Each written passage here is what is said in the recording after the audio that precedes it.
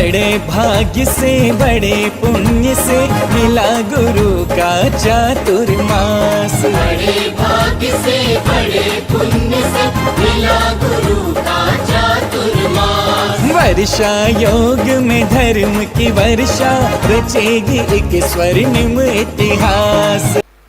तीन भुवन में सार बीतराग विज्ञानता शिव स्वरूप शिवकार नमहु त्रियोग संहार के। जय बोलो अनंतानंद सत परमेष्ठी भगवान की, पंच परमेष्ठी भगवान की, परम पूज गुरुदेव गणाचार्य से विराग सागर जी महामुनि राज की, चर्या सुमण्याचार्य से विशुद्ध सागर जी महामुनि राज की, अहिंसा में विश्व धर्म की।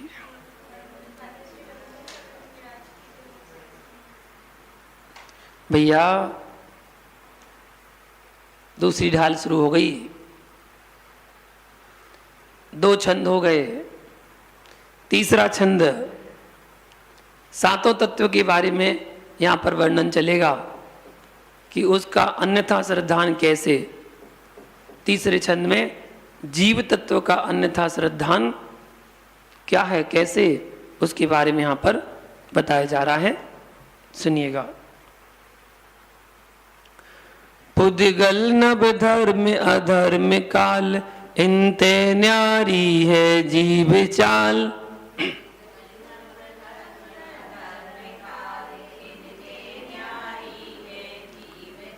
ताको न जान विपरीत मान करी करें देह में निज पिछान।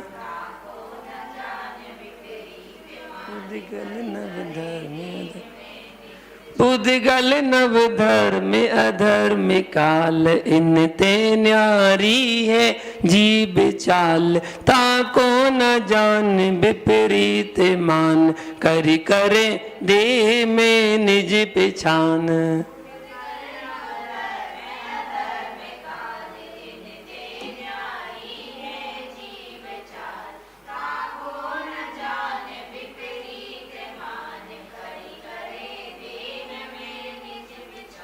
पुद्गल मतलब पुद्गल, नभ मतलब आकाश, धर्म मतलब धर्म, अधर्म मतलब अधर्म, और काल, काल मतलब काल। इनते, इनते मतलब इनसे, जीव चाल मतलब जीव का स्वभाव या परिणाम, न्यारी है, न्यारी है मतलब भिन्न है, किंतु मिथ्या दृष्टि मिथ्यात्व के प्रभाव से, मिथ्या दृष्टि मिथ्यात्व के प्रभाव से, ताको, ताको मतलब उस आत्म स्वभाव को, ना जान मतलब नहीं जानकर, विपरीत मान करी मतलब उल्टा मानकर, देह में मतलब शरीर में, निज पहचान करे, निज मतलब आत्मा की, पहचान मतलब पहचान, करे मतलब करता है। शरीर में आत्मा की पहचान करता है। क्या बता रहे अर्थ में?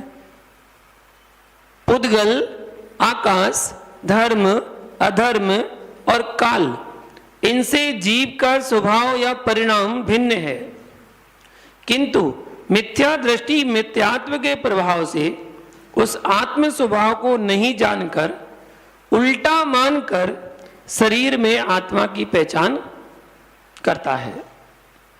ये जीव तत्व का अन्यथा श्रद्धान कहलाता है। देखिए मिथ्या दृष्टि जीव की प्रकृति कैसी होती है। तो पुद्गल आकाश काल धर्म और अधर्म द्रव्य जो हैं वो अचेतन है, चेतन नहीं है। इनसे विपरीत आत्मा है जो जीव है, उसकी प्रवृत्ति चैतन्यमयी है। यह जीव उस चैतन्य स्वभाव को नहीं समझकर शरीर जो कि जड़ है, शरीर में ही आत्मा की पहचान करता है कि शरीर ही आत्मा है, ऐसा मिथ्या दृष्टि करता है। जीव तत्व का विपरीत सिद्धांत क्या है? शरीर को आत्मा मानना। ये जीव तत्व का विपरीत सिद्धांत कहलाता है। द्रव्य किसे कहते हैं? सद्रव्य लक्षणम। द्रव्य का लक्षण सत्य है। उत्पाद व्यय द्रव्य युक्तम सत, जो उत्पाद व्यय द्रव्य से सहित है वो सत है। अथवा गुण पर्याय व द्रव्यम, जो गुण और पर्याय से युक्त है वह द्रव्य है। ये तत्पार सूत्र के सूत्र हैं। द्रव्य कितने होते हैं, उनका क्या स्वरूप है, तो द्रव्य 6 होते हैं। उनमें से जीव द्रव्य तथा एक जीव द्रव्य है और 5 अजीव द्रव्य है। एक जीव द्रव्य और 5 अजीव द्रव्य है। 5 और 6 की परिभाषा। जीव किसे कहते हैं, जिसमें चेतना लक्षण पाया जाता है, बस जिसमें चेतना लक्षण पाया जाता है वह जीव है। यह कैसा होता है, अमूर्तिक, दिखता नहीं है, अमूर्तिक है। पुद्गल, जिसमें रूप रस गंध और वर्ण ये पाए जाते हैं, रूप रस गंध स्पर्श पाए जाते हैं, वह पुद्गल कहलाते हैं। पुद्गल द्रव्य है और यह मूर्तिक होता है। मूर्तिक मतलब दिखता है, जो भी हमें दिख रहा है ना, जहां भी नजर घुमा लो जो भी दिख रहा है वो सब क्या है, पुद्गल ही है। धर्म द्रव्य, जो जीव और पुद्गल को गमन करने में उदासीन सहयोगी है वह धर्म द्रव्य, ये भी अमूर्तिक है, अचेतन है। अधर्म द्रव्य, जो जीव और पुद्गल को ठहरने में उदासीन सहायक है वह अधर्म द्रव्य है, ये भी अमूर्तिक है, अचेतन है। काल द्रव्य, जो समस्त द्रव्यों के परिणमन में सहयोगी है वह काल द्रव्य है, अमूर्तिक है और यह अचेतन है। आकाश द्रव्य, समस्त द्रव्यों को जो अवकाश देने में समर्थ है वह आकाश द्रव्य है, ये भी अमूर्तिक है और अचेतन है। इस प्रकार 6 द्रव्य ये होते हैं। अब यहां पर हाँ, आकाश द्रव्य, पूरा लोकाकाश जो है एक अखंड आकाश द्रव्य है, पूरा अखंड आकाश द्रव्य। उसमें से जितने स्थान में 6 द्रव्य पाए जाते हैं उसको लोक कहते हैं। आकाश द्रव्य के उतने भाग को लोकाकाश कहते हैं। लोकाकाश में 6 द्रव्य पाए जाते हैं, जीव पुद्गल धर्म अधर्म आकाश काल। इसके बाहर केवल एक ही द्रव्य है, उसका नाम है आकाश द्रव्य। तो लोकाकाश के जो बाहर है उसको कहते हैं अलोकाकाश। वैसे आकाश द्रव्य एक ही है, लेकिन इसमें इस अपेक्षा से 2 विभाग कर दिए गए, लोकाकाश और अलोकाकाश। तो लोकाकाश में 6 द्रव्य पाए जाते हैं, अलोकाकाश में कुछ नहीं होता, अलोकाकाश में केवल आकाश द्रव्य है। दूसरा छंद प्रारंभ कर रहे हैं, मिथ्या दृष्टि की मान्यताएं। मिथ्या दृष्टि की मान्यता क्या होती है, उसके लिए अगला छंद। मैं सुखी दुखी में रंग राव, मेरे धन गृह गोधन प्रभाव।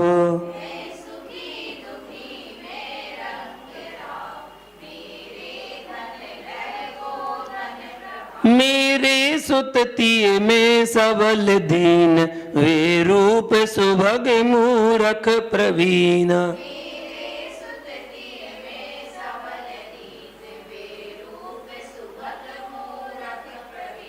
हाँ बोलिए एक बार।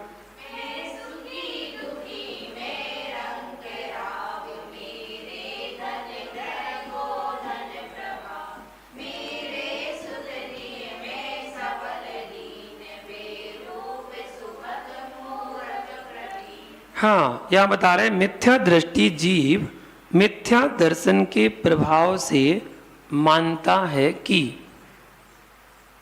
ठीक है, मिथ्या दृष्टि जीव मिथ्या दर्शन के प्रभाव से मानता है कि मैं मतलब मैं, सुखी मतलब सुखी, दुखी मतलब दुखी, रंक मतलब गरीब और राव मतलब राजा। सुखी दुखी गरीब राजा हूं। मेरे मतलब मेरे, धन मतलब रुपया पैसा आदि, ग्रह मतलब घर, गोधन मतलब गाय भैंस आदि, प्रभाव मतलब बड़प्पन, मेरे सुत मतलब मेरी संतान, तथा ती है, ती है मतलब स्त्री, स्त्री है। मैं मतलब मैं, सबल, सबल मतलब बलवान, दीन, दीन मतलब निर्बल, बेरूप, बेरूप मतलब कुरूप, सुभग, सुभग मतलब सुंदर, मूर्ख मतलब मूर्ख, और प्रवीण, प्रवीण मतलब चतुर, चतुर हूं। कौन मानता है ये? मिथ्या दृष्टि, मिथ्या दृष्टि की मान्यता है ये। क्या बता रहे हैं? मिथ्या दृष्टि जीव मिथ्या दर्शन के प्रभाव से मानता है कि मैं सुखी, दुखी, गरीब, राजा हूं। मेरे रुपया पैसा आदि, घर, गाय, भैंस आदि, बड़प्पन मेरी संतान तथा स्त्री है। मैं बलवान, निर्बल, कुरूप, सुंदर, मूर्ख और चतुर हूं। ये मिथ्या दृष्टि की मान्यता है।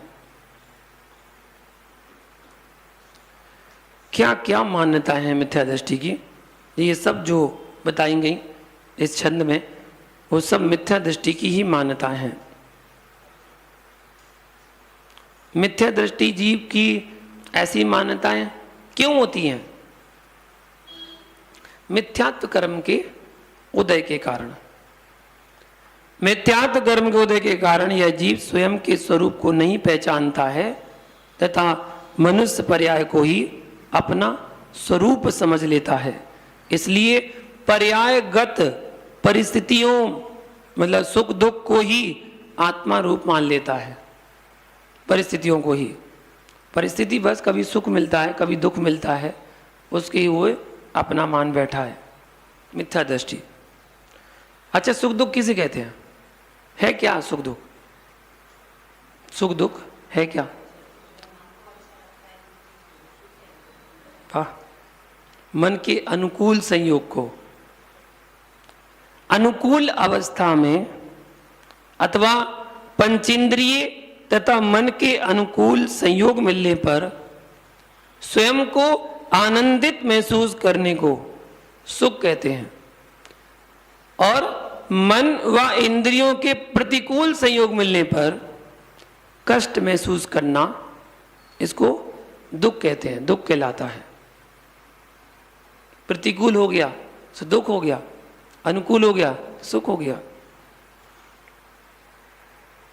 ठंड लग रही है, ठंड लग रही है, एसी क्या है? प्रतिकूल अनुकूल?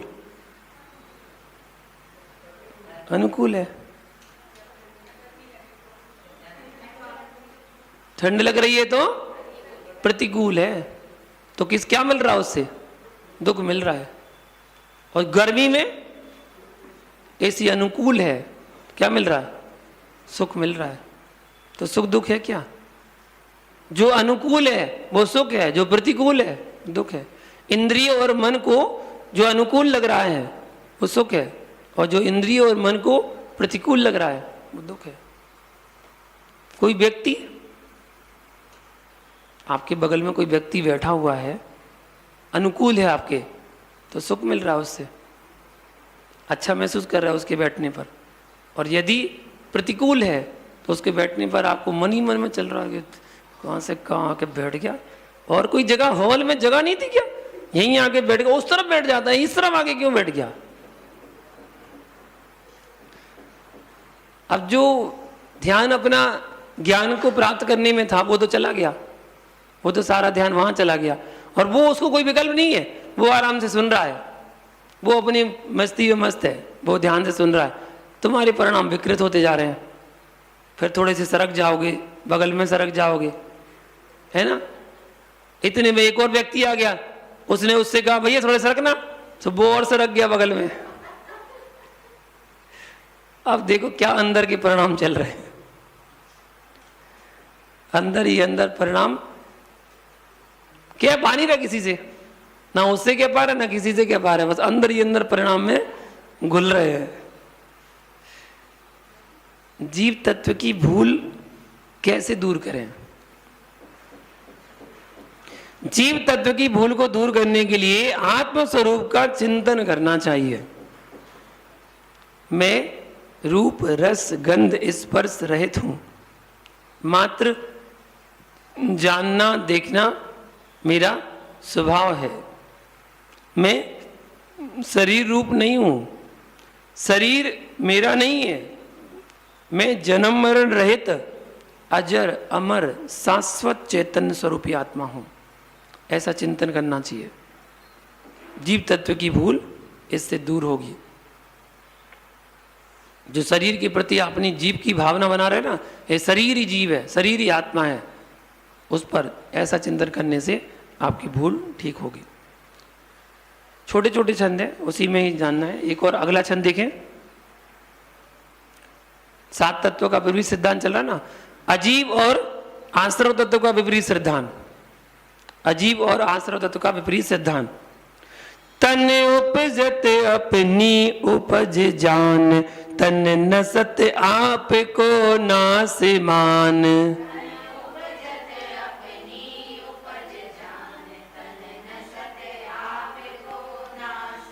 रागादि प्रगट ये दुख दीन, तिन ही को सेवत गिनत चैन।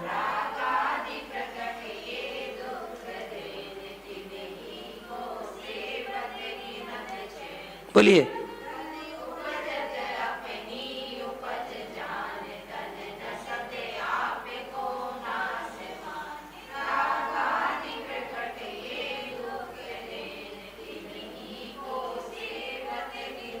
मिथ्या दृष्टि जीव मिथ्या दर्शन के प्रभाव से तन, तन मतलब शरीर के, उपजत, उपजत मतलब उत्पन्न होने से, अपनी, अपनी मतलब अपने आत्मा की, उपज, उपज मतलब पैदाइश, जान मतलब मानता है। शरीर उत्पन्न हुआ तो अपनी उत्पन्नता को मानता है। और तन नसत मतलब शरीर के मरण को, आपको, आपको मतलब आत्मा का, नाश मतलब मरण, मान, मान मतलब मानता है। और ये मतलब जो राग आदि मतलब राग द्वेष आदि प्रगट, प्रगट मतलब स्पष्ट रूप से दुख दीन, दुख देने वाले हैं। तिन की, तिन ही को, तिन्ही को मतलब उन्हीं को, सेवत, सेवत मतलब सेवन करता हुआ, चैन गिनत, चैन मतलब सुख, गिनत मतलब मानता है, उसको ही सुख मानता है। यहां बताया गया मिथ्या दृष्टि जीव मिथ्या दर्शन के प्रभाव से शरीर के उत्पन्न होने से अपनी आत्मा की पैदाइश मानता है और शरीर के मरण को आत्मा का मरण मानता है। और जो राग देश आदि प्रकट स्पष्ट रूप से दुख देने वाले हैं, उन्हीं को सेवन करता हुआ सुख मानता है। ये अजीव तत्व की और आश्रव तत्व का विपरीत सिद्धांत है। अजीव तत्व का विपरीत सिद्धांत किसे कहते हैं? तो पहली लाइन, तन उपजत अपनी उपज जान और तन नसत अपने आप को नासमान। शरीर आदि भिन्न पदार्थों में आत्मा की कल्पना ही अजीव तत्व का विपरीत सिद्धांत कहलाता है। जैसे शरीर की उत्पत्ति को आत्मा की उत्पत्ति मानता और शरीर के नाश को आत्मा का नाश मानता है। शरीर की उत्पत्ति को अपनी उत्पत्ति मानने वाले जीव का कैसा आचरण होता है? शरीर की उत्पत्ति को अपनी उत्पत्ति मानने वाले जीव का जब जन्म होता है तब खुशियां मनाई जाती हैं, ढोल बजाए जाते हैं, थाली बजाई जाती हैं, जन्मदिन मनाया जाता है, मिठाइयाँ बांटते हैं, केक काटते हैं। जितने वर्ष का हो गया उससे एक अधिक मोमबत्ती जलाता है। जितने का हो चुका और जितनी वाह जन्मदिन है, एक अधिक मोमबत्ती जलाता है। एक को जलता छोड़कर सब बुझा देता है। तब सभी परिजन तथा मित्र तालियां बजाकर बधाई देते हैं। ये सब मिथ्या आचरण अजीव तत्व की भूल के कारण करता है। मूर्ख प्राणी मोमबत्ती बुझाकर खुश होता है, वह यह नहीं सोचता है कि मेरा जीवन का 1 वर्ष और बुझ गया, मेरे जीवन की गांठ में से 1 वर्ष और कम हो गई। तथा जब मरण होता है तब स्वयं का मरण मान करके रो रो कर मातम मनाता है, जबकि आत्मा का कभी मरण नहीं होता, सिर्फ पर्याय का मरण होता है। आत्मा तो शाश्वत है। जन्म के समय खुशियां और मरण के समय मातम मनाने से क्या हानि है? शरीर को अपना मानकर उसमें आसक्त होने से पाप कर्म का बंध होता है। यह जीव शरीर की अनुकूल प्रतिकूल व्यवस्थाओं में राग तथा द्वेष परिणामों से कर्म बंध करता है तथा हिंसक विषय भोग की सामग्री का उपयोग करके पाप का बंध करता है। मरण के समय शोक करके आर्त ध्यान करके कर्म बांधता है, अनेक भवों तक उन कर्मों का फल भोगता है। जन्म मरण संसार में कष्टप्रद है, अतः दोनों में सुख दुख नहीं मानना चाहिए। जन्म में सुख नहीं, मरण में दुख नहीं। कितनी खुशियां मनाते हैं जन्म में। जिसने जन्म लिया उससे पूछो जरा कैसे जन्म लिया बेचारे ने, और जिसने जन्म दिया उससे पूछो जरा कैसे जन्म दिया। बाकी लोग तो सब ताली बजाते हैं, बढ़िया खुशी मनाते हैं, कहते हो हम तो दादा बन गए, है मौसी बन गए, मामा बन गए, हम चाची बन गए, हम चाचा बन गए। उनसे पूछो जिनने जन्म दिया है, जिनने जन्म लिया है, क्या स्थिति थी। जन्मदिन के दिन क्या करना चाहिए? अच्छा भैया जन्मदिन आए तो उस दिन भगवान का अभिषेक करना चाहिए, पूजन विधान करना चाहिए, आहार दान आदि शुभ कार्य विशेष भक्ति भाव से करना चाहिए, अपनी शक्ति के अनुसार नियम लेना चाहिए। जन्मदिन के दिन संसार शरीर के विषय में विचार करना चाहिए और अति पुण्योदय से मेरा जन्म जैन कुल में हुआ है, शरीर प्रतिक्षण नाशवान है, संसार दुखमय है, मेरी इतनी उम्र धर्म आराधना के बिना बीत गई, अब मुझे अपना कल्याण का मार्ग प्रशस्त करना चाहिए। ऐसा चिंतन करना चाहिए जन्मदिन के दिन। फिर एक ने जिज्ञासा की कि महावीर जयंती क्यों मनाते हैं? वो तो बड़े धूमधाम से मनाते हैं। भैया सामान्य व्यक्ति का जन्मदिन मनाना मिथ्या है, परंतु तीर्थंकर भगवान का जन्म उनका अंतिम जन्म होता है। उसी जन्म से तपस्या करके तीर्थंकरों ने मोक्ष को पाया है, उन्होंने जन्म को जीत लिया है, इसलिए उनकी जन्म जयंती जन्म कल्याणक महोत्सव मनाना चाहिए।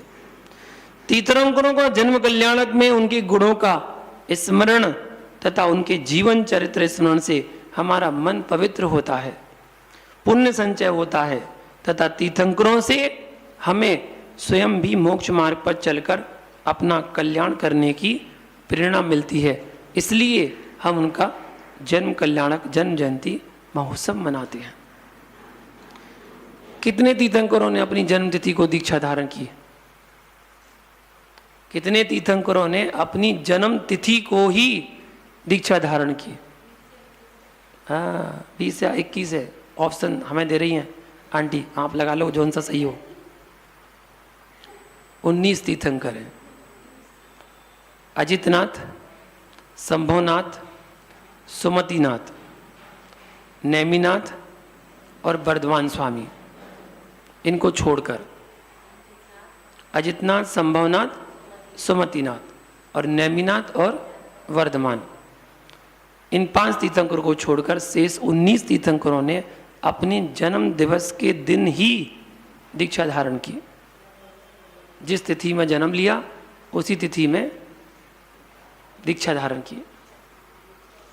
जन्म और तप कल्याणक दोनों साथ साथ हैं। मिथ्या दृष्टि जीव अपना जन्म मरण कैसे मनाता है? जन्म मरण कैसे मनाता है? मिथ्या दृष्टि जीव शरीर के उत्पन्न होने को अपना जन्म और शरीर का विनाश होने को अपना मरण मानता है। शरीर और आत्मा में क्या अंतर है? शरीर नाशवान है और आत्मा अविनाशी। शरीर मूर्तिक है और आत्मा अमूर्तिक। आश्रव कितने प्रकार का होता है? 2 प्रकार का, भावाश्रव और द्रव्याश्रव। अब आश्रव का वर्णन प्रारंभ हो गया। आश्रव तत्व में विपरीत श्रद्धान कैसे होता है। भावाश्रव किसे कहते हैं? आत्मा के जिन भावों से कर्म आते हैं उन भावों को भावाश्रव कहते हैं। जैसे पूजन के भावों से शुभ कर्म का आश्रव हुआ, वह पूजन का भाव भावाश्रव है। हिंसा के भावों से अशुभ कर्म का आश्रव हुआ, वह हिंसा का भाव भावाश्रव है। द्रव्याश्रव किसे कहते हैं? मन वचन काय से जो ज्ञानावरण आदि द्रव्य कर्म आते हैं वह द्रव्याश्रव है। जैसे पूजन के भाव से जो साता आदि शुभ कर्म आ रहा है वह शुभ द्रव्य कर्म आश्रव द्रव्याश्रव है। हिंसा के भाव से जो असाता आदि अशुभ कर्म आ रहा है वह अशुभ द्रव्य कर्म द्रव्याश्रव कहलाता है। आश्रव कौन करता है? संसारी जी। स्वयं आत्मा द्रव्य आश्रव करने में समर्थ नहीं है। स्वयं आत्मा द्रव्य आश्रव करने में समर्थ नहीं है। आत्मा तो राग द्वेष क्रोध मान माया लोभ आदि रूप भाव करता है, जिसे जिनेंद्र भगवान ने द्रव्य आश्रव का कारण भावाश्रव कहा है। आत्मा के राग देश रूप भावों के कारण द्रव्य आश्रव स्वमेव हो जाता है। आप केवल भाव तो बनाओ, राग देश रूप परिणाम कसाय रूप भाव बनाओ, द्रव्याश्रव तो अपने आप हो जाएगा। यह जीव आश्रव तत्व की भूल कैसे करता है? तो रागादि प्रकट ये दुख देन तिन्ही को सेवत गिनत चैन, इसका आंसर है। जो रागादि परिणाम दुख देने वाले हैं, यह जीव उन रागादि परिणामों को करते हुए सुख शांति का अनुभव करता है। यही आश्रव तत्व की भूल है। मिथ्यादृष्टि जीव सुख किसमें मानता है? तो वास्तव में आत्मा के राग द्वेष परिणामों के कारण कर्म आते हैं। जो कर्म आते हैं वे ही बंध को प्राप्त होते हैं। वे ही कर्म जब उदय में आते हैं तब जीव को दुख देते हैं, अथवा आत्मा को उन कर्मों के कारण ही आत्म स्वभाव प्रकट न होने से आत्म सुख की प्राप्ति नहीं होती है। अतः ये रागादि दुख का कारण है, परंतु मिथ्या दृष्टि जीव इसमें ही सुख मानता है। राग किसे कहते हैं? वस्तुओं में प्रीति रूप परिणाम, वस्तुओं में प्रीति रूप परिणाम को राग कहते हैं। और प्रतिकूल पदार्थों में अप्रीति रूप परिणाम का होना दोष है। रागादि परिणामों में किन परिणामों को ग्रहण होता है? रागादि परिणामों में राग द्वेष मोह क्रोध मान माया लोभ पंचेंद्रिय के विषयों को भोगने आदि के परिणाम आते हैं। ये रागादि परिणाम है। अच्छा, राग कितने प्रकार का? 2 प्रकार का, प्रशस्त राग और अप्रशस्त राग। प्रशस्त राग को शुभ राग कहते हैं और अप्रशस्त राग को अशुभ राग कहते हैं। प्रशस्त राग किसे कहते हैं? ये हमारे भगवान जी, ये हमारे गुरु जी, ये हमारी जिनवाणी है ना। सच्चे देव सास गुरु और धर्म के प्रति जो अनुराग होता है उसे प्रशस्त राग कहते हैं। यह प्रशस्त राग परंपरा से मोक्ष का ही कारण बनेगा आगे चलकर। और अप्रशस्त राग घर परिवार संसार शरीर तथा भोगों के प्रति जो राग होता है, ये मेरी मम्मी, ये मेरा भैया, ये मेरे पापा, ये मेरी दुकान, जो राग है, इनसे जो राग है वो अप्रशस्त राग कहते हैं। यह अप्रशस्त राग संसार वृद्धि का कारण बनता है। प्रशस्त राग मोक्ष कारण क्यों है और अप्रशस्त राग संसार का कारण क्यों है? जब यह जीव सच्चे देवसास गुरु के प्रति अनन्य श्रद्धा पूर्वक भक्ति सेवा आदि क्रियाओं में अनुरक्त होता है, तब उस सम्य दृष्टि जीव को पुण्य का संचय होता है। फलस्वरूप वह देवगति अथवा मनुष्य गति का पात्र होता है। पुनः देव बनकर भगवान के समोषण में भक्ति करके उपदेशना सुनकर धर्ममय जीवन व्यतीत करता है और अंत में मनुष्य बनकर मुनि बनकर तपस्या करके मुक्ति को प्राप्त करता है। क्योंकि पुण्य योग से ही मनुष्य जन्म, उत्तम देश, उत्तम कुल, उत्तम धर्म, वज्र वृषभ नारा संगनन, धर्म देशना, जिन मंदिर, विशुद्ध भाव आदि मोक्ष प्राप्ति के योग्य साधनों की प्राप्ति होती है। तथा यह जीव जब शरीर को अपना मानकर घर परिवार धन तथा विषय भोगों में निरंतर अनुरक्त रहता है, तब निरंतर पाप कर्म का संचय करता है। फलस्वरूप नरक व तिरंज गति को प्राप्त करके तीव्र संक्लेश करता रहता है तथा निरंतर ही उन्हीं गतियों में दुखों को भोगता हुआ जन्म मरण करता रहता है। इसलिए अप्रशस्त राग संसार का कारण बताया गया है। आगे अगला जो छंद है वो बंध तत्व की व्याख्या करेगा। बंध और संवर तत्व का विपरीत श्रद्धान कैसे होता है उसकी व्याख्या कल करेंगे। आज के लिए इतना ही। जय बोलो शांतिनाथ भगवान की।